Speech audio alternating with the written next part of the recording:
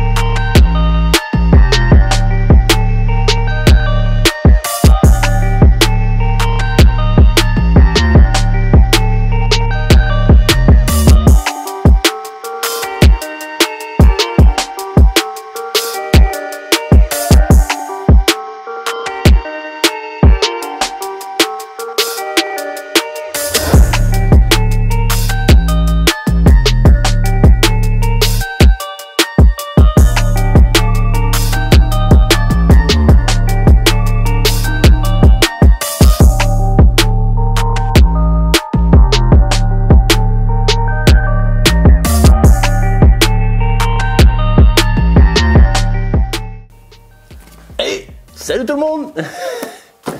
Bon, vous avez vu aujourd'hui, j'ai une belle bête. Ça fait longtemps que j'ai pas déballé un si grand colis, hein, on va dire. Bah, le dernier, c'était la tour de mon PC, là, le NZXT H710i.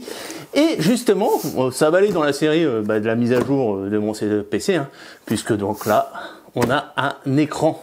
Et pas n'importe quel écran, puisque c'est les modèles de chez Xiaomi, du voir. Bon, ils en ont sorti des autres modèles, mais on va dire là, c'est avec l'écran large et surtout à un prix défiant toute concurrence, hein, puisque moi je l'ai acheté donc la semaine dernière au prix de 360 €. Et clairement, à ce niveau de prix, bah, on ne trouve pas beaucoup d'équivalents. Après, il y a des autres marques genre AOC ou Gigabit. Pareil, je pense qu'au niveau de Gigabit, justement, ils disent que certains, c'est la même dalle, hein, mais on va dire toujours un peu plus cher. Alors forcément, on les achète en France, on a une garantie, on va dire. Bon, là, c'est sur Banggood, même si, logiquement, hein, quand on tape sur Xiaomi, on devrait quand même avoir du bon matos, hein. Pas des trucs obscurs, on sait pas trop où on va. Là, Xiaomi, on sait un peu où on va. Donc voilà, je me suis lancé dedans. C'est vrai que l'écran, ça peut être toujours un peu compliqué, hein. C'est vrai que il peut y avoir des soucis. Mais bon, voilà, là on va voir, hein, on va déballer, on va voir ça ensemble. C'est pour ça que je vous fais cette vidéo, pour que vous voyez au final qu'est-ce qu'on a vraiment pour 360 €. Est-ce qu'on a du bon matos? Est-ce que ça va être fiable dans le temps? Ça, on le verra bien sûr dans quelques années, mais j'ai confiance, hein. Je me suis lancé là-dedans, surtout pour le prix, le tarif. Je pense qu'il faut pas hésiter, hein, surtout si vous cherchez un écran large. Moi, à la base, je l'ai pris surtout pour travailler avec, hein, pour faire mes montages vidéo. Là, voilà, ça va être le pied. Avant, là, j'avais un Full HD. Hein, de toute façon, vous le verrez pendant le test. Hein. Là, je ferai le montage de l'écran. Mais on va dire, voilà, pour le tarif. Donc là, bien sûr, hein, comme d'habitude, vous avez tous les liens dans la description. Moi, c'est un achat perso. Hein, c'est même pas Banggood qui me l'a envoyé ou quoi que ce soit. Hein. Moi, j'ai vraiment acheté pour moi et au final, pouvoir m'en servir aussi bien. Donc pour les montages, mais aussi pour le jeu, bien sûr, puisque on a quand même du 140 Hz. Hein. Donc là, c'est noté les specs. Hein, 3440 par 1440. Donc ça, c'est la résolution. On a du 34 pouces, 1500 Hz. Alors ça, c'est la courbure en fait de l'écran. Et donc la fréquence qui va monter jusqu'à 144 Hz. Donc je pense qu'on est bien. Je vous dis, au niveau des specs, au niveau du tarif, je pense vraiment il n'y a pas mieux, quoi. Faut chercher la petite bête. Alors forcément, oui, certains vont dire, ouais, je préfère payer plus et avoir une garantie en France ou autre. Forcément, ça, je peux pas les contredire à ce niveau-là. Hop, allez, on ouvre. Donc ouais, je l'ai commandé la semaine dernière, hein, pour info, je l'ai commandé donc sur Banggood, c'était mercredi. Il a été envoyé jeudi. Et là, on est mardi en fait de la semaine prochaine. Donc en fait, j'ai pris l'entrepôt Espagne parce qu'en fait, quand vous commandez, vous voyez, vous avez des petites lettres en dessous marquées ES, CZ ou CN, tu vois. Donc en fait, ça correspond au pays d'envoi. Donc ES, c'était l'Espagne et l'Espagne, c'est super rapide. Je sais que par exemple, en fait, j'ai été sur Deal Labs quand il y a eu l'écran qui a été ce tarif-là. Et donc j'ai vu ce que quand les gens ont commandé, quand est-ce qu'ils l'ont reçu. Et il y en a genre 2 jours après ils l'ont reçu. Hein. Donc c'est assez rapide. Au niveau de l'Espagne, c'est assez rapide. Après, en Europe, c'est le CZ, hein. C'est l'entrepôt, on va dire, le deuxième plus grand, on va dire, sur Banggood. Après, il n'y en a pas d'autres, hein. De toute façon, après, sinon, ça part de la Chine. Donc, si en plus de ça, vous avez peur, on va dire, au niveau des délais de livraison, vous allez voir, au final, si vous prenez l'entrepôt Espagne ou CZ, vous êtes tranquille à ce niveau-là, vous l'avez en quelques jours. Donc aussi, la petite spécificité qu'on va voir aussi au niveau de cet écran, c'est le fait que, en fait, vous n'avez pas un câble d'alimentation européen. En fait, vous avez un câble d'alimentation chinois, mais ces câbles d'alimentation, vous les trouvez, pour quelques euros, on va dire, sur Amazon, ou même, vous pouvez les récupérer sur un PC, l'ancienne alimentation de votre écran. Je veux dire, ça se trouve facilement. De toute façon, je vous montrerai à quoi ça ressemble. Et puis, je vous mettrai le lien dans la description pour vous lâcher. Bon, après, voilà, ça dépend dépend toujours des longueurs que vous avez besoin. Donc essayez de voir un peu à quelle distance vous allez mettre l'écran par exemple d'une prise pour avoir une distance assez correcte, pas mettre de rallonge quoi au final. Après sinon vous pouvez utiliser un adaptateur, mais bon après franchement autant acheter le câble, ça reviendra moins cher. Bon allez, on va sortir tout ça. Voilà. Et ben, adieu. Alors, déjà, un petit mode d'emploi. On va regarder avec des câbles dedans. Donc à mon avis, on va voir. Donc là, on a un câble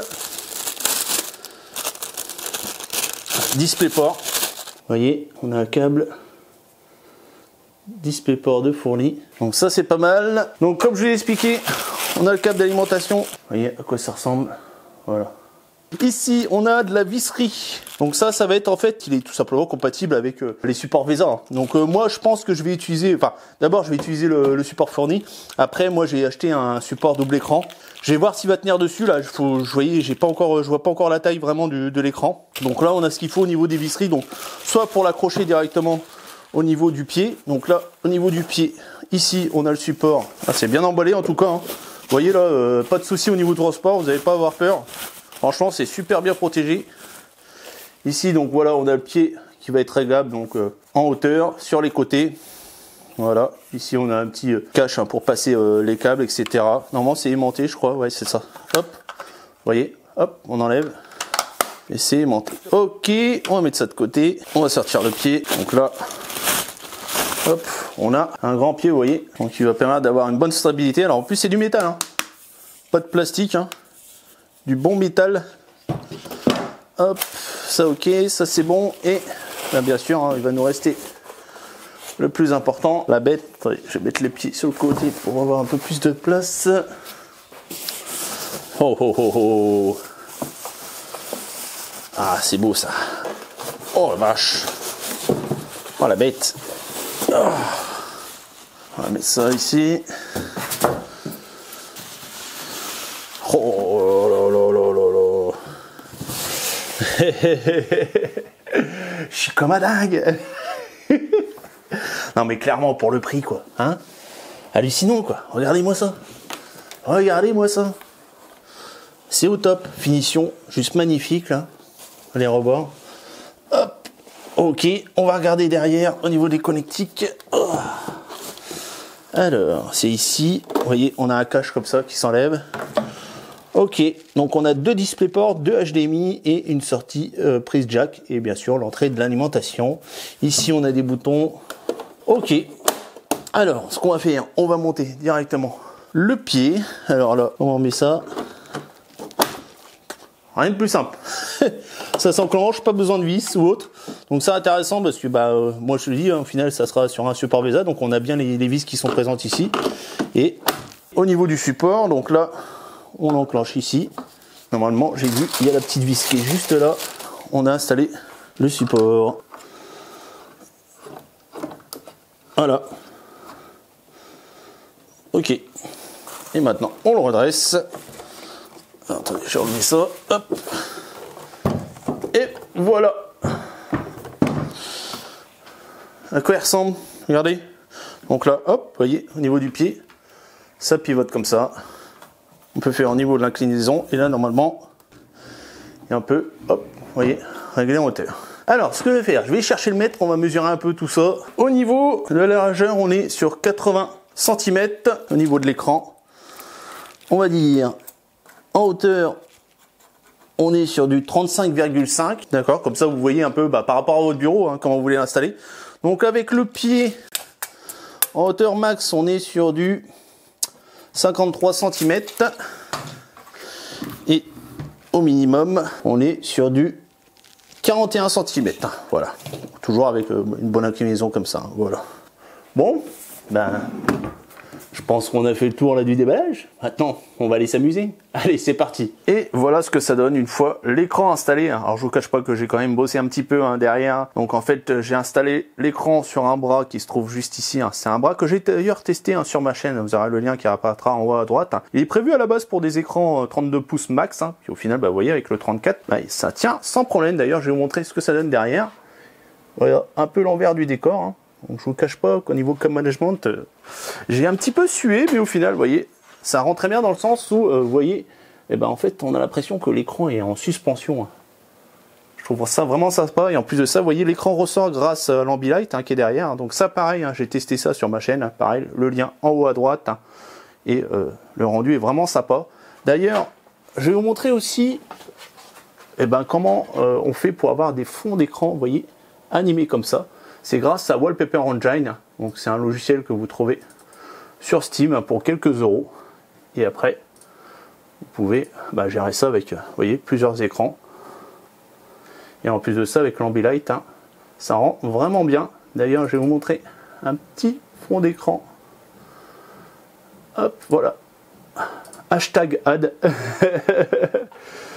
Et en plus, donc, je vous tease la prochaine vidéo, puisque ça ira bientôt là-dedans, là. Vous voyez, puisque là, ça fait quelques temps que il attend ici, le petit Kraken. Et en plus de ça, vous voyez, avec l'Ambilight qui répond, c'est vraiment sympa. Bon, je vais l'enlever, parce que sinon, on va commencer à saigner des yeux. Voilà, je vous mets un petit Star Wars. Donc voilà, je vous ai montré un peu mon installation. On va passer au réglage un peu de l'écran, donc aussi bien sur Windows que sur l'écran lui-même. Donc en premier, je vais vous montrer quelques réglages que j'ai fait au niveau de Windows. Donc là, si vous êtes équipé chez Nvidia, vous allez dans le panneau de configuration Nvidia. S'il n'apparaît pas quand vous faites un clic droit, par exemple, là sur le bureau, il faudra aller télécharger dans le Microsoft Store. Et donc, vérifiez en premier si votre écran est bien en 144 Hz. Hop, voilà. Donc là, vous voyez, fréquence de rafraîchissement, on est bien 144 Hz. Et si vous avez le G-Sync qui est activé, bien sûr, il faudra l'avoir activé aussi au niveau des paramètres de l'écran. On verra ça après. Et au niveau de Windows, au niveau des paramètres d'affichage, j'ai mis, vous voyez ici, la mise à l'échelle, j'ai mis à 125% parce qu'à 100%, ça vous fait des écritures vraiment trop petites. Enfin, pour moi, qui commence à me faire vieux. Voilà. Voilà. Après, vous faites comme vous voulez. Donc maintenant, on va passer aux paramètres de l'écran, juste là. Donc nous voilà dans le menu interne de l'écran. Donc déjà, en priorité, ce qu'il faut faire, c'est le passer en anglais. Donc vous allez tout en bas, hop, vous voyez, premier menu, c'est le langage. Vous descendez et vous choisissez anglais. Voilà, c'est déjà plus lisible. On met en arrière. Donc là, les premiers réglages, ça va être voilà, la luminosité, le contraste. Alors moi, j'ai laissé tout par défaut puisque en fait, j'ai ni de son ni je sais pas trop, on va dire comment régler ça. Je vais vous montrer d'autres réglages que j'ai fait parce que j'ai regardé des vidéos. Après, je vous laisserai aussi un lien dans la description où justement il y en a qui laissent des profils, par exemple Windows, etc. Au niveau d'un topic en anglais. Après, au niveau des couleurs de température, alors j'ai laissé standard, donc après c'est vous qui voyez, mais on va dire pour moi c'est la meilleure, on va dire rendu de couleur. Après, donc le plus intéressant, ça va être le PQ Settings, donc qui est en dessous. Donc le temps de réponse, donc en fait ça serait tout simplement lié à l'overdrive. Et donc j'ai vu un test en anglais où donc le gars il nous a sorti pendant 15 minutes des tableaux, etc. Donc moi je vais vous résumer la chose. Donc le mec il a expliqué, si vous laissez votre écran en 144 Hz pour avoir un meilleur temps de réponse, il faut mettre en médium, voilà. Donc moi je vais le faire puisque je l'ai pas encore fait d'ailleurs, je suis en train de voir, hop, voilà. Donc on va dire, quand vous l'avez en médium et on va dire à 144 Hz, vous avez un temps de réponse vers les 6 millisecondes et sinon vous pouvez descendre en montant en rig, mais après apparemment vous avez une image dégueulasse avec des traînées qui apparaissent, etc. Et il dit aussi pareil, donc au niveau du noise reduction, j'ai laissé sur off, et là le motion response time, il faut le laisser sur off, parce qu'une fois activé apparemment, pareil, ça fait un rendu pas terrible. Et en plus de ça, ça désactive le FreeSync qu'on va pouvoir activer juste après, vous allez voir. Donc le Smart Mode, pareil, j'ai laissé en standard. Et donc là, vous pouvez régler selon ce que vous avez branché sur l'écran, donc faire différents affichages. Vous voyez, donc soit un seul écran, donc vous réglez votre entrée ici. Donc là, c'est DisplayPort. Vous avez deux DisplayPort de HDMI. Soit vous mettez les écrans côte à côte, soit vous mettez en picture une picture.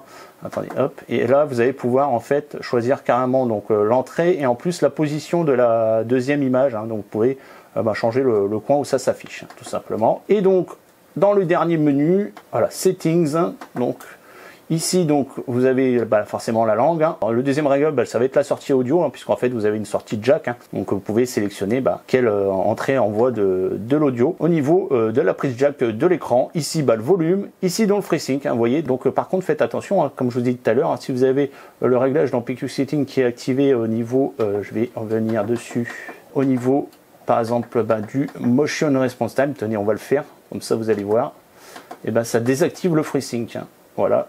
Et on revient dans Settings. Hop. Et là, vous voyez, il s'est désactivé. Hein. On fait bien attention au niveau de ces réglages-là. Et après, bon, les informations, et puis vous pouvez reset l'écran. Donc voilà, on a fini de parler des réglages. On va maintenant parler de ce que donne l'écran, aussi bien en jeu et on va dire en utilisation bureautique. Donc nous voilà sur Rocket League, on va dire c'est un jeu que je joue assez souvent hein, et ça permet surtout de tester l'écran au niveau de son rafraîchissement, hein, puisque là vous pouvez voir en haut à droite, je suis à peu près à 190 FPS. Hein. C'est vrai que c'est un jeu qui manque pas beaucoup, mais qui est intéressant au niveau fluidité, hein, puisque au final il est assez rapide, hein, donc l'intéressant c'est quand même d'avoir un meilleur taux de rafraîchissement, et donc là ça monte sans problème, vous voyez, à 200 fps. Hein. Bon, après j'ai une config qui quand même est prévue pour, hein, dans le sens où j'ai changé de config cette année justement pour l'écran, parce qu'en fait j'ai choisi vraiment ma config sur l'écran. Alors à la base je n'étais pas parti sur un écran 21 neuvième, hein, j'étais plus sur un 16 neuvième on va dire, mais j'étais parti sur une config 2K. Alors là on est plus vers la 3K que la 2K, hein. Mais voilà, j'avais un i7 9700K et une carte graphique RTX 2070 Super, hein, avec 32 Go de RAM, etc. Voilà, donc j'avais fait le nécessaire justement pour pouvoir afficher correctement les jeux. Alors là, sur Rocket League, forcément, c'est pas le maître étalon, mais sur les autres jeux, on va dire, je tourne aux alentours des 100 FPS, hein, donc que ce soit par exemple Forza, Call of Duty, etc. De toute façon, je vais vous le montrer là. Voilà, je suis aux alentours des 100 FPS, donc je monte pas forcément à 144 sur tous les jeux. Après, forcément, il faudra changer, hein, passer sur des RTX peut-être 3000 pour vraiment monter au-dessus des 144 FPS, hein, pour vraiment utiliser pleinement l'écran. Mais déjà, après, voilà, pour l'utilisation, on va dire, sur des jeux de base normales, là sur Rocket League, c'est vraiment intéressant, voilà, par rapport à sa fluidité, hein, par rapport à son gameplay, etc. D'ailleurs, je vais vous montrer un petit peu, hop, voilà ce que ça donne au niveau du rendu.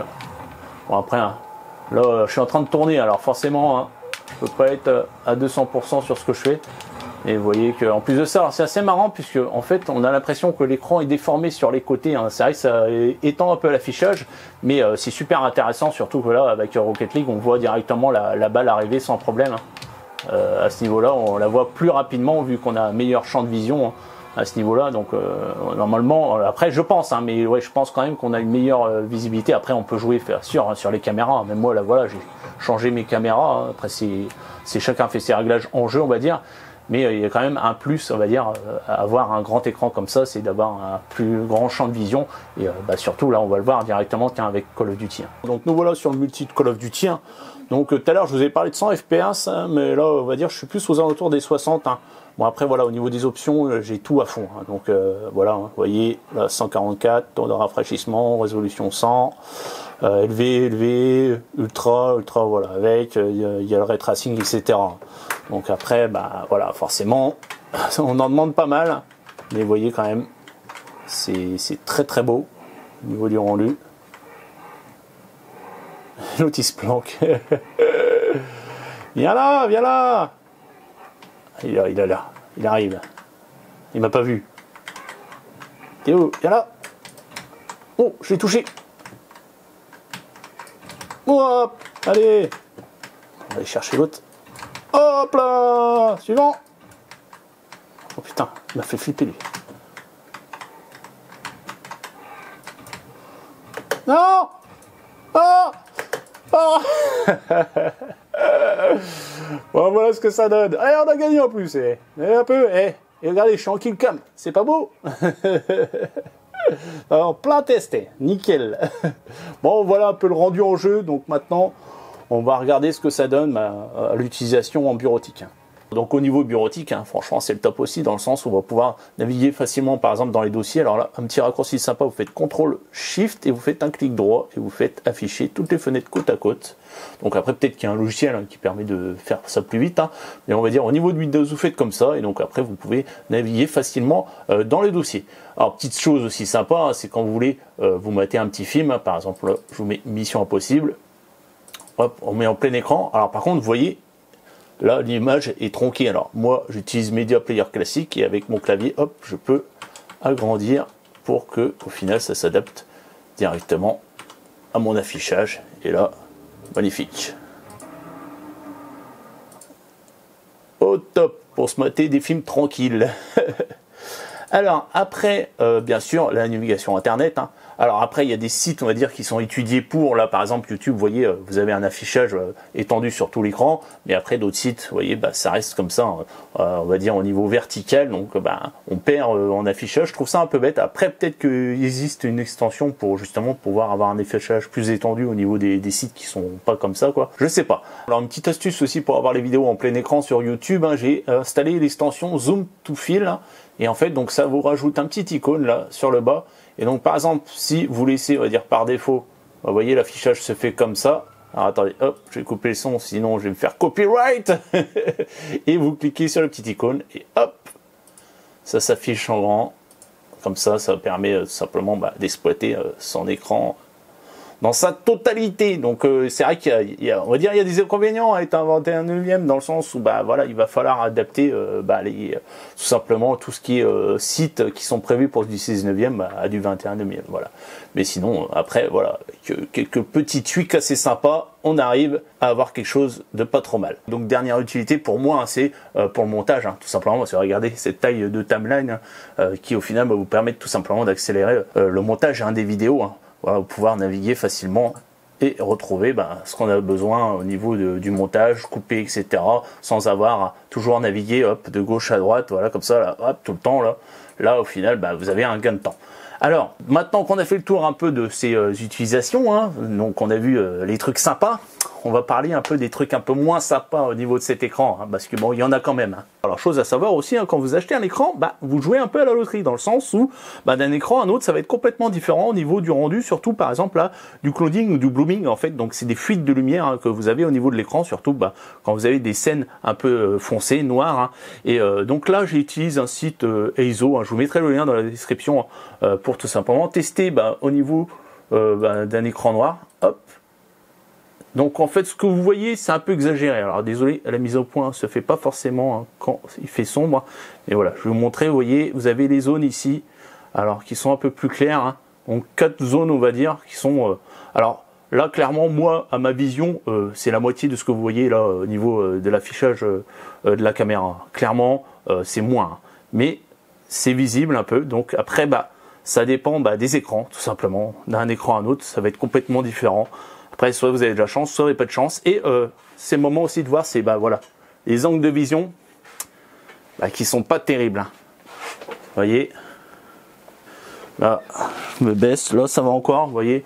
Et dès que vous décalez un peu sur le côté de l'écran, vous perdez complètement au niveau affichage. Hein. Donc ça, c'est une chose à savoir au niveau de l'écran, bien être en face de l'écran. Et là, je vous dis, donc vous voyez les zones de clouding.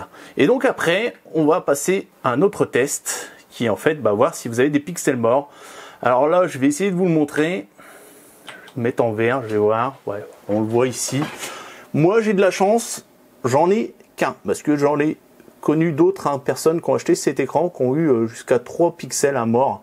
Alors moi, voilà, il est bien dans le sens où il n'est pas dans le champ de vision, il est il est ici. Hein, juste à gauche comme ça, donc j'ai un pixel mort, donc je tenais à vous le préciser. Après j'ai essayé de voir de le réactiver en utilisant des logiciels, mais ça n'a pas fonctionné, enfin voilà, je me suis pas non plus avancé, mais clairement c'est invisible dans mon utilisation au jour le jour, voilà, c'est invisible. Mais bon, je préférais vous le préciser, être transparent avec vous, hein, que j'ai un pixel mort sur l'écran, sinon j'en ai pas d'autres, voilà. Bon, écoutez, je pense qu'on a fait le tour, hein. On passe à la conclusion. Donc nous voilà à la conclusion. On va commencer par ses défauts.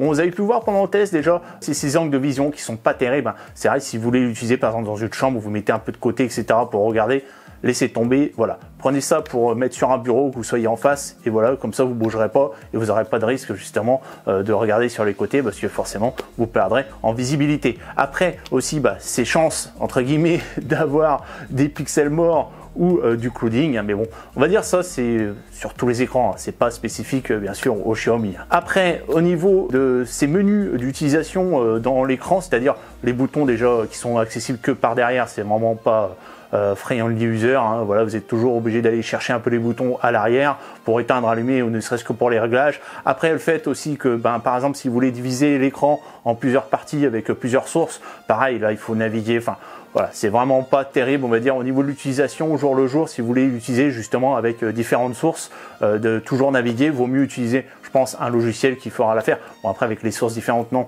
Mais on va dire, voilà, pour au moins, si vous voulez optimiser pour mettre plusieurs fenêtres, utilisez, bah, voilà, les raccourcis que je vous ai montrés avec Windows. Vous devriez vous en sortir. Et donc, on en vient à ses avantages. Et là, c'est clairement sa taille. Vous avez pu le voir, hein, aussi bien en jeu ou en utilisation niveau logiciel. C'est juste au top d'avoir un grand écran large comme ça, en 21/9, en 34 pouces, incurvé, c'est juste au top. Après, bah, sa fréquence de rafraîchissement qui est vraiment sympa, pareil, si vous jouez avec, et surtout la compatibilité FreeSync et G-Sync au final. Et bien sûr, en dernier, c'est son tarif. Hein. Vous le retrouvez aux alentours des 360 € en ce moment. Alors forcément, si vous prenez sur la boutique Banggood, que je vous recommande chaudement, puisque c'est mes partenaires, même si on va dire ils m'ont pas envoyé l'écran, on va dire voilà, Banggood à ce niveau-là, c'est des frères, il n'y a pas de souci pour l'envoi, etc. Puis au niveau des tarifs, bah, il n'y a pas photo, il n'y a pas de concurrent dans le sens où bah, si vous le retrouvez des fois dans des boutiques, peut-être Fnac, Darty, tout ça, mais des tarifs plus élevés. Hein.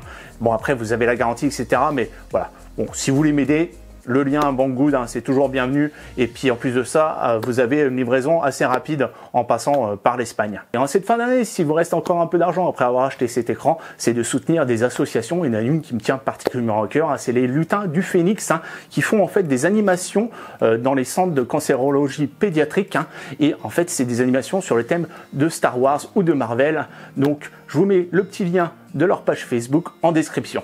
Et bien sûr, si vous avez aimé la vidéo, likez, partagez, abonnez-vous. Ciao, bye bye, à la prochaine.